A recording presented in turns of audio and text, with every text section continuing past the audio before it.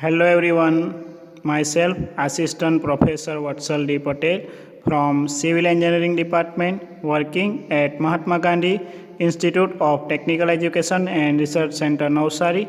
Today we are going to discuss about geodetic surveying and our today's topic is baseline and its correction.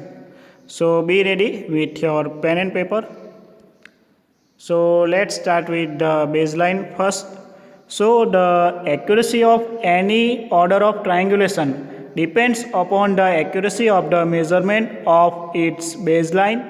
This is so because the accuracy of triangulation depends upon the accuracy of the sides of the triangles computed from the baseline. Hence, in triangulation, a baseline is of prime importance and it must be measured very accurately. The length of a baseline is generally between 1/3 and 2/3 of the average length of the sides of the network. It also depends on the grade of the triangulation. Apart from main baseline, several other check bases are also measured at some suitable intervals. For primary triangulation system of India, 9 baselines of length varying from 6.4 miles or we can say 10.30 kilometer to 7.8 miles or we can say 12.55 kilometer were used and the 10th baseline was of the length 1.7 miles or we can say 2.735 kilometer 2.735 kilometer. And for topographical triangulation, the length of the baseline generally used in 88 yards or we can say 80.467 meter. So let's see site selection for the baseline. So the following points should be taken into consideration while selecting the site for a baseline. Like the site should be firm and level. The ground at the site should be either fairly level or uniformly sloping or gently undulating. More undulating ground should be avoided. The site should be free from obstruction throughout the length of the baseline in order to have a clear line of sight. The two extremities of the baseline should be intervisible at ground level. The site should be such that well-conditioned triangles can be obtained while connecting its end sections to the stations of the main triangulation. The site should be such that a minimum length of the baseline as specified is available. It is preferable to choose a baseline as small as possible so as to measure it precisely. The site should be reasonably firm and smooth. The cost of the clearing the ground should be minimum. The baseline should pass through the center as the area. Next is the base net. The base is connected to the triangulation system through a base net. The baseline should be connected to the main network in an appropriate manner to facilitate computations. The connection between the base and the main network is achieved through a small network called the base net. Depending on the orientation of the baseline relative to the nearest sides of the main network, different patterns of base net can arise. So the various form of base net you can see in the figure. Okay.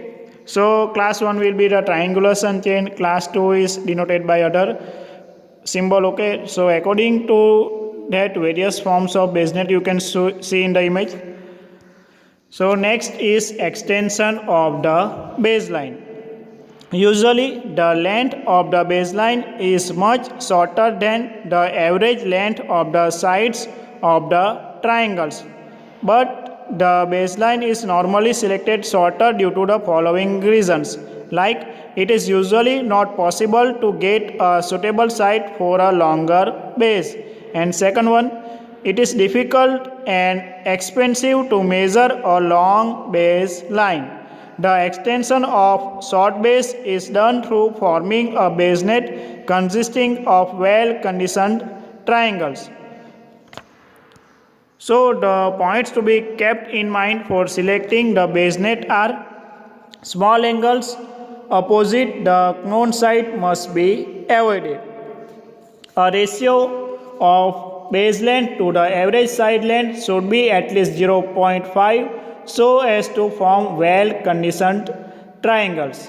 The net should have sufficient redundant lines to provide 3 or 4 side equations within the figure, and the length of the baseline should be as long as possible, and subject to above, it should provide the quickest extension with the fewest stations. So extension of baseline is given by the two ways: connecting the selected base to the triangulation station, like base extension by prolongation and base extension by double siding. So to avoid the ill-conditioned triangle resulting from a short base, the baseline is extended, or we can say expanded, in a series of steps. There are a great variety of the extension layout or base nets which are used to connect the selected baseline to the triangulation stations. The extension may have to be done in stages to avoid ill-conditioned triangle. So there are two ways of connecting the selected baseline to the triangulation system or triangulation station, which are base extension by prolongation and base extension by double siding. So if we talk about the base extension by prolongation, sorry. So here we learn from the figure. So let us suppose that AB, which line? This one. AB is a short baseline which is required to be extended by 4 times. So the following steps are involved to extend AB. So select C and D. Which C and D? Select C and D. 2 points on either side of AB. On either side of AB, such that the triangles BAC and BAD are well conditioned triangles. So set up the theodolite over the station A and prolong the line AB accurately to a point E. Which point? This point, point E, which is visible from the both points C and D, which is visible, we can see here, okay. So which is visible from point C and D, ensuring that triangles AEC, which triangle? Triangle triangle AEC and AED are well conditioned. So this one is your second step. Next, in triangle ABC, side AB, or we can say baseline, is measured. If all the 3 angles of triangle ABC are measured with a theodolite, the length of the side AC can be calculated by applying sine formula. Similarly, if all the 3 angles of triangle ABD are measured with a theodolite, the length of the side AD can also be calculated by applying sine formula. Similarly, from triangles, which triangle ACE and ADE, by measuring the angles, the length AE, which length? The length AE may be calculated. The average value is accepted.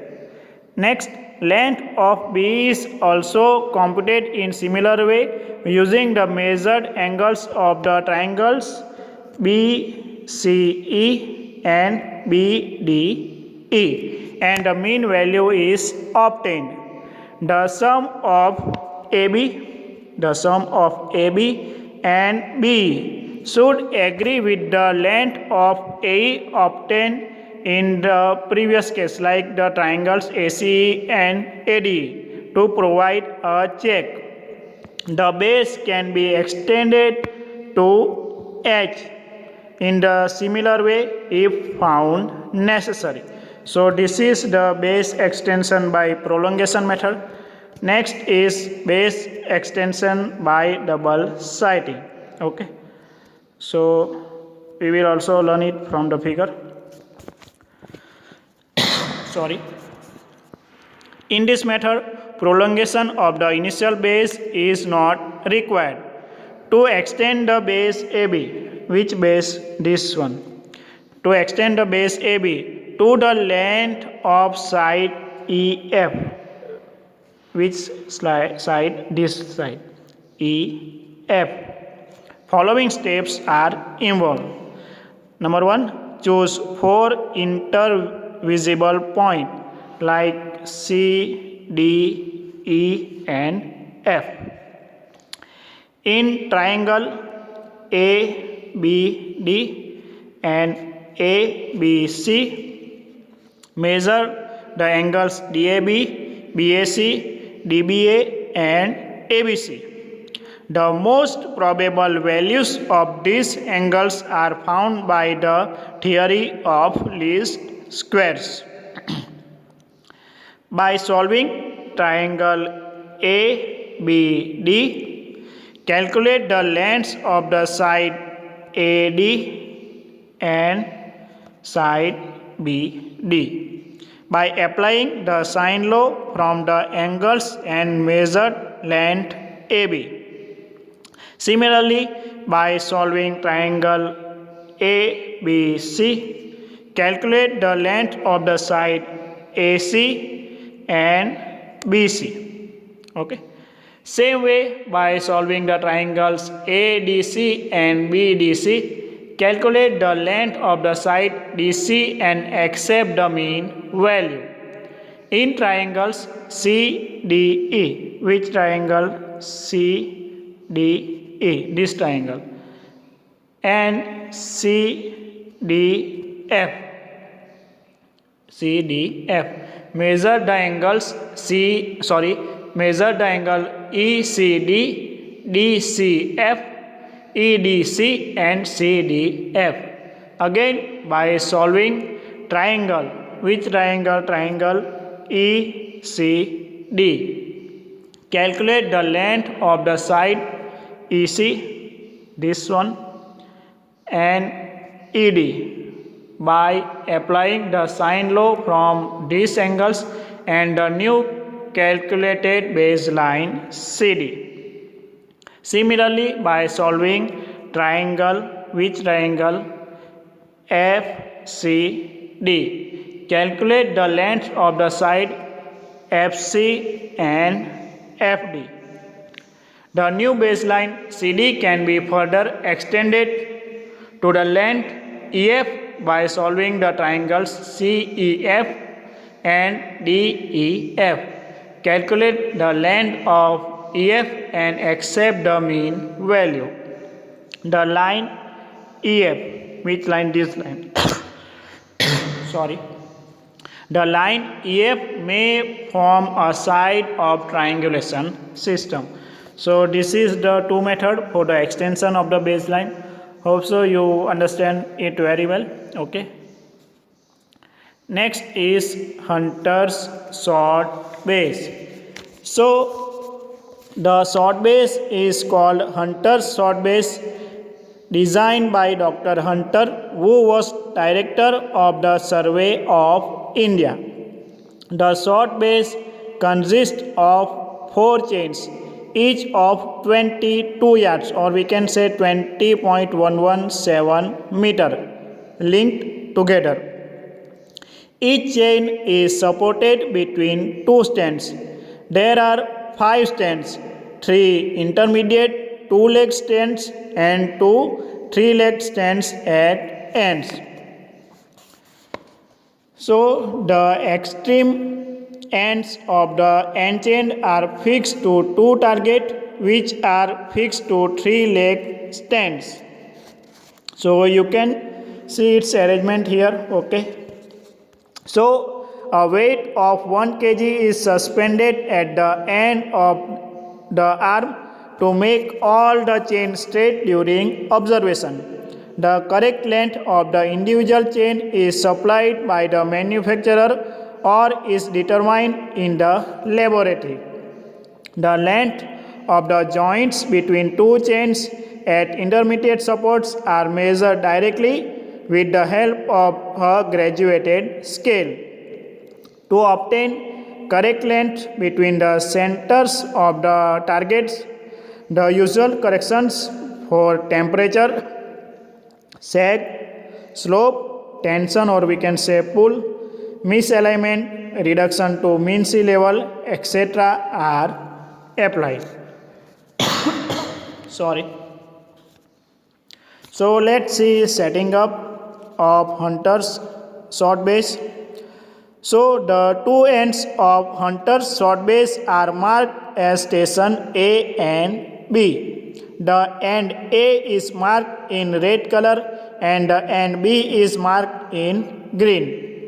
The stand of A end is centered on the ground mark and a target is fitted with a clip.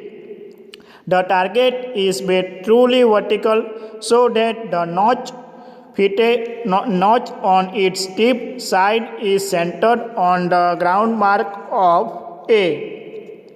The end of the base is hooked with the plate A and is spread carefully till its other end B is reached. In between, at every joint of the chains, two-legged supports are fixed to carry the base. The end B of the short base is fixed to the target at the stand B and the weight of 1 kg is attached at the end of the lever. So while fixing the end supports A and B, it should be ensured that their third leg should face each other under the base and it is on the same line. Approximate alignment of the base is checked by eye judgment and final alignment is done by using a theodolite. So for final alignment, a theodolite is set up exactly over the notch of the target at A, then it is centered and leveled accurately. The target at B is bisected. All the intermediate point or say intermediate supports are set in line with the vertical crosshair of the theodolite. At the end, it should be ensured that all the intermediate supports and the target B are in one line. So next is correction to the baseline measurement or we can say tape corrections. So it is necessary to apply the following corrections to the baseline measurement in order to obtain the correct length of the baseline. Once the baseline is measured, the measured length has to be corrected for various factors which are different from the parameters on which the tape is standardized and each section of the baseline is corrected separately. So let's see it. So that will be correction for absolute length, then correction for temperature, then correction for tension, next correction for sag, correction for slope, correction for alignment and correction for MSL or we can say mean sea level. So let us understand each and every of this one in detail. So the first one is correction for absolute length or we can say actual length. So nature of correction will be positive or negative cumulative. If the absolute length or we can say actual length of the tape is not equal to its nominal or designated length, a correction will have to be applied to the measured length of the line. If the absolute length of the tape is greater than the nominal or designated length, the measured distance will be too short and the correction will be additive. If the absolute length of the tape is lesser than the nominal or designated length, the measured distance will be too great and the correction will be subtractive. So the equation will be CA is equal to L into C divided by small l, where CA is equal to correction for actual length, or we can say absolute length. Capital L is equal to measured length of line. C is equal to correction per tape length, and small l is equal to designated length of the tape. So CA will be of the same sign as that of C. Next is correction for temperature. So nature of correction is positive or negative cumulative. It is necessary to apply this correction since the measurements are not made at the same temperature at which the tape is standardized. The length of a tape increases or decreases with the increase or decrease in temperature than the standard temperature. So if we talk about the equation, Ct is equal to alpha into bracket Tm minus Ts bracket over into L, where Ct is equal to correction for temperature or correction of temperature in meter, alpha is equal to coefficient of the thermal expansion, Tm is equal to mean temperature during measurement, Ts is equal to standard temperature for tape, and capital L is equal to length of tape in meter. So the average value of thermal expansor for steel tape is 12 into 10 raised to minus 6, and for invert tape it will be 0.9 into 10 raised to minus 6 per degree Celsius. Ct will be positive if Tm is greater than Ts, and Ct will be negative if Tm is less than Ts. Next is correction for pull, or we can say tension. So nature of correction is positive or negative cumulative. The correction for pull is necessary when the pull applied during measurement differs from that at which the tape is standardized.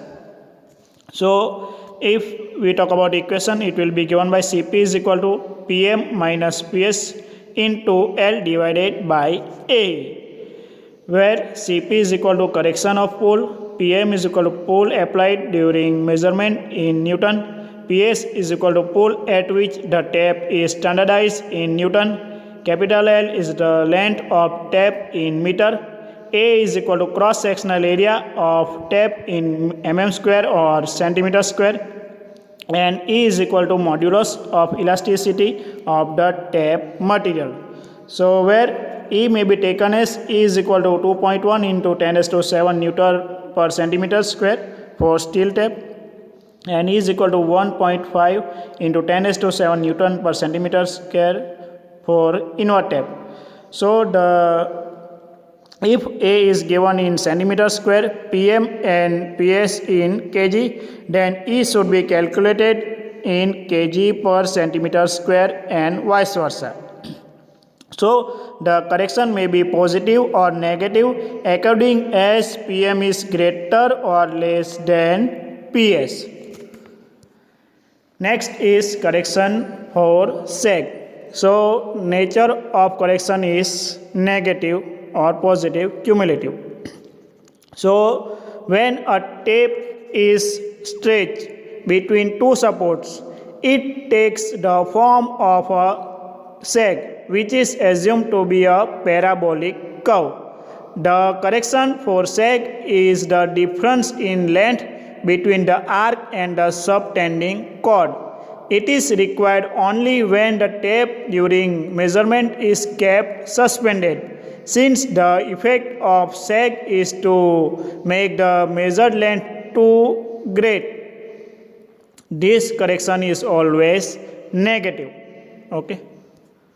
So it will be given by equation CSG is equal to L1 into W L1 square divided by 24 into PM whole square, where CSG is equal to correction for sag in meter, L1 is equal to distance between the support in meter, W is equal to weight on tap in Newton per meter, and PM is equal to pull applied in Newton. So units of W and PM should be same both in terms of Newton or kg. And if we talk about normal tension, the tension or pull at which effect of pull and sag are neutralized, it is called the normal tension. It may be obtained by equating the correction for pull and sag. Next is correction for slope.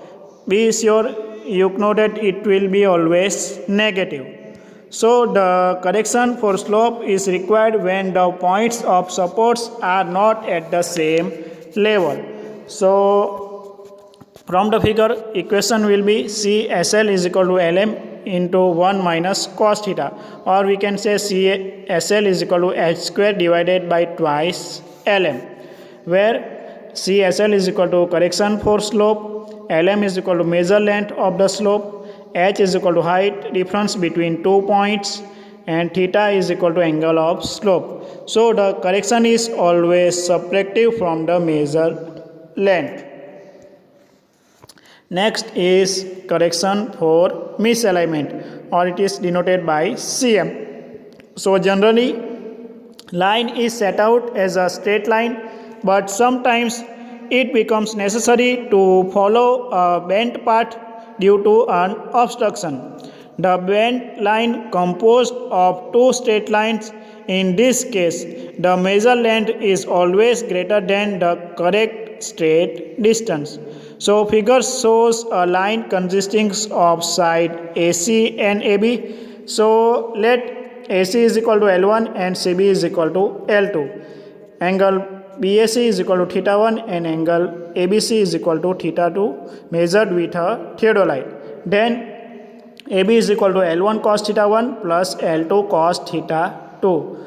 So the required correction for alignment CM will be given by equation in L1 plus L2 minus into bracket L1 cos theta 1 plus L2 cos theta 2. So the correction for alignment is always subtracted from the measured length of the line.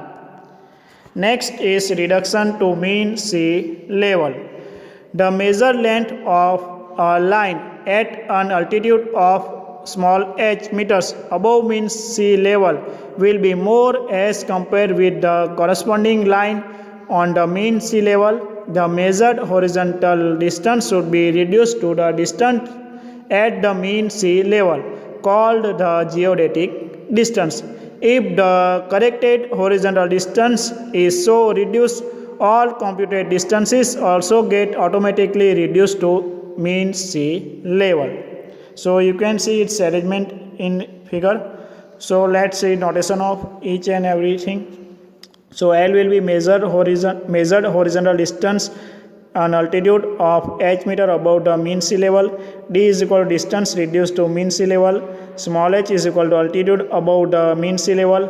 R is equal to radius of earth. Theta is equal to the angles obtained by line AB. So from the property line of the circle, L is equal to R plus H into theta and D is equal to R theta. So from above equation, about two equation, which equation this two one from the property of the circle.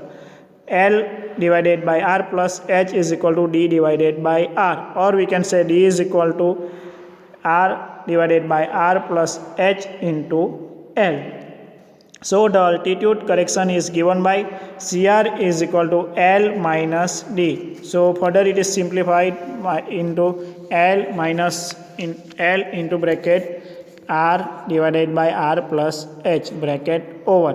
So further it is simplified into L into bracket 1 minus R divided by r plus h bracket over. So final equation will be L into h upon r plus h.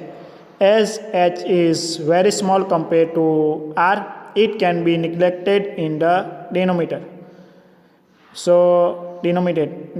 So thus CR will be equal to LH divided by R. So the correction is negative. Next is measurement of horizontal angle. So after the baseline is measured, the next major task in triangulation survey is to measure horizontal angles. All the angles at all the stations are measured to a high degree of precision that depends on the order of triangulation. The angular measurements are made with a transit theodolite or with any other precise instrument depending upon the desired degree of precision. Horizontal angles are generally measured with an optical or electronic theodolite in primary and secondary triangulation, and for tertiary triangulation generally transit theodolite having least count of 20 seconds is used. So whichever instrument is used, angles are measured a number of times using the method of repetition and reiteration. So these have been already discussed in previous lectures, but we will see a small description of it. So there are main two methods is used to find out the horizontal angle: method of repetition and method of reiteration. So let's see the method of repetition first. So in this method, the angle are measured in the number of time repeatedly, taking the face left and face right reading.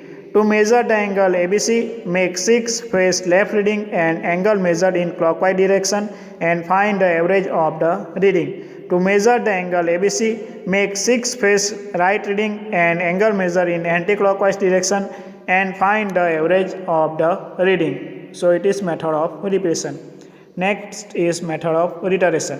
The method of reiteration is used when a number of angles are to be measured at a triangulation station. This method uses the principle of closing the horizon. The reading should be same as the initial reading. If any error seen, so error is distributed in all the angle. One of the triangulation station which is likely to be visible may be selected as a reference point. So in this method, face left and face right readings are taken in number of times, and then after the average reading we get is the final reading. So here you can see 3 repetition of the reading. Okay, so this is the method of reiteration. Next is satellite station and reduction to center. So for clearly seen the station and make well conditioned triangle, sometimes high object like church spires, tower, temple, etc. are selected as a triangulation stations. It is impossible to set the instrument exactly over or under the such station to measure the angle. So in this case, subsidiary station is selected near the main station as an instrument station, and these subsidiary stations are called satellite or eccentric station. Observations are taken to other station from the subsidiary station. The distance between the true station to satellite station is called satellite distance. So the angle of the satellite stations are measured, same care taken, no any type of the error done for taking reading. The operation of applying the correction due to the satellite station is generally known as reduction to center. From each triangle at the true station, one additional angle at the satellite station must be measured. Satellite station must be avoided in primary triangulation. So figure shows the different cases that can be regarding the position of the satellite station relative to the true station. Okay, so B is equal to the true station. S1, S2, S3 and S4 are different possible position of satellite station. So here is another figure which shows the process of reduction to the center of the first position. A, B and C are the triangulation station, with B being the true station and S is a satellite, or we can say S1. Okay, so let the eccentric distance be S1, BD, and angle ABC, the required angle phi, theta angle AS1C, and gamma the angle CS1B. So O, the zero of the intersection of AB and S1C, and alpha 1 is the angle BAS1, and alpha 2 angle BCS1, and small ABC and side BC, CA and AB respectively of triangle ABC. So now apply the sine rule for the triangle BAS1. So according to sine rule, C divided by sine theta plus gamma is equal to D upon sine alpha 1. So sine alpha 1 is equal to D sine into bracket theta plus gamma divided by C, which is our first equation. Now apply the sine rule for the triangle BCS1. So it will be given by A divided by sine gamma is equal to D divided by sine alpha 2. So sine alpha 2 will be given by D sine gamma divided by C, which is our equation number 2. So multiply both the side by sine 1 double s for equation 1. So alpha 1 is equal to sine alpha 1 divided by sine 1 double s is equal to D sine theta plus gamma divided by C sine 1 double dash is equal to D sine into bracket theta plus gamma divided by C into 206265 second. Multiply both sides by sine 1 double s for equation 2. Alpha 2 will be sine alpha 2 divided by sine 1 double dash, which is equal to D sine gamma divided by C sine 1 double dash is equal to D sine gamma divided by C into 206265 second. So from the triangle OS1, angle AOC is equal to theta plus alpha 1, and from the triangle OBC, angle AOC is equal to phi plus alpha 2. So our final equation will be theta plus alpha 1 is equal to phi plus alpha 2. So phi will be given by theta plus alpha 2 minus alpha 1. So here are the important questions which can be asked in your examination. So be sure you remember each and everything. Okay. So here I end my session. Thank you all of you.